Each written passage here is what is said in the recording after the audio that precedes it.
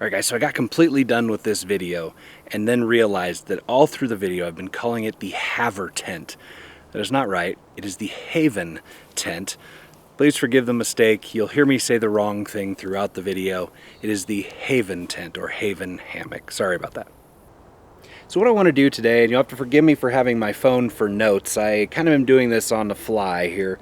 I want to just give you some pluses and minuses between a standard hammock and the new Haven Tent. One of the things about the hammock that I really love is how compact it is, right? You can get it to about down the size of a softball.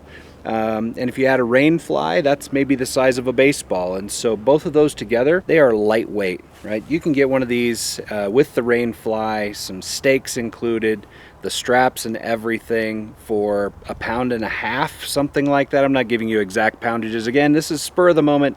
I'm out here in the middle of the woods and I don't have a scale on me to figure that out. So that's another plus for the hammock.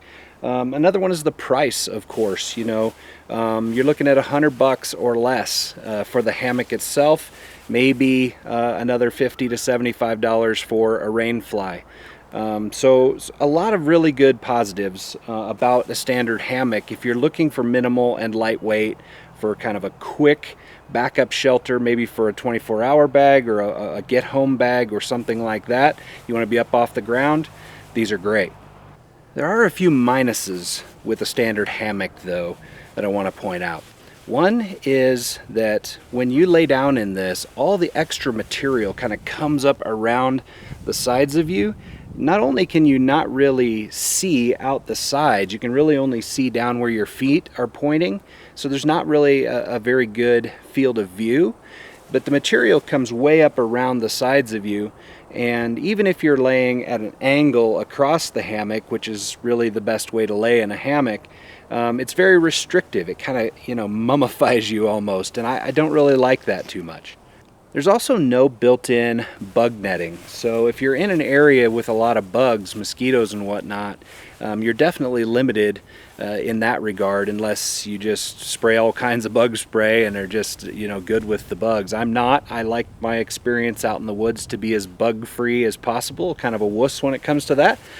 So, you know, not having a bug net is a downside for me. The last thing that I want to mention about the hammock as far as negatives, it's not really a negative, it's just downside depending on who you are, but side sleepers, it's not great. I'm a side sleeper and a hammock is not the most comfortable. I end up kind of all bent sideways. My spine is obviously not laying as flat as possible. It's just not comfortable. So one other thing that I don't like about a standard hammock is that they are cold. If you've ever tried to sleep in one overnight, even in the middle of the summer, the wind that blows underneath your back with a hammock, it makes you cold. And of course, you know, you could try to add a mattress, or you can have, you know, they make special sleeping bags kind of that hang underneath the hammock for insulation. But again, then you're adding bulk and you're adding weight and all those kinds of things. Anyway, it's a few pluses and minuses of the standard hammock. Let's move over to the Haven Tent. All right, so one of the things that I really love about this is the insulated air mattress.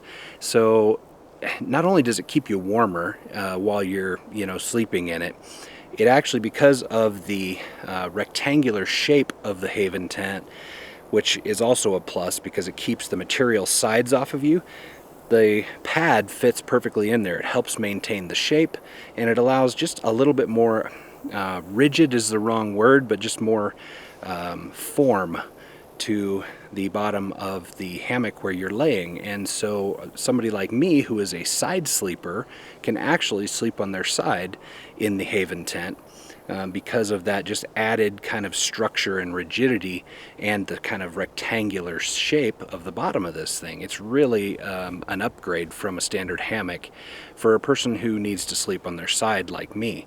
And again, the material doesn't close in around and mummify you like a standard hammock does, so that's a positive. Another thing that I really love is the built-in bug netting. When I get out here like to South Dakota where I am now, or mountains of Colorado, it's less of an issue, although black flies, you know, but there's mosquitoes back home in Missouri where I am, and I hate that. And so having a built-in net like this is an absolute plus for me. Another feature that I like about this is that there are guy out points on the bottom four corners underneath this tent. And so if you don't like the sway of a hammock, you can actually stake that out and get the bottom to stop swaying quite as much. So that's another positive. And as with anything, there are some minuses or some negatives. Really more minuses for me in particular. You may not consider them a minus or a negative, but I'm going to throw them out there for my own particular tastes and compared to a standard hammock. Okay, so one is the weight. If you're looking for the most minimal lightweight option, this is not it. It's somewhere in between a standard hammock and a full-on tent. Okay, I don't know the exact weights, but it's definitely heavier than a standard hammock, and it probably comes in at about the same weight as a solo shelter would. Some sort of a standard tent with poles made for one person, maybe two people. The other thing is how bulky it is, right? This takes up as much space as a tent does in your pack for the most part.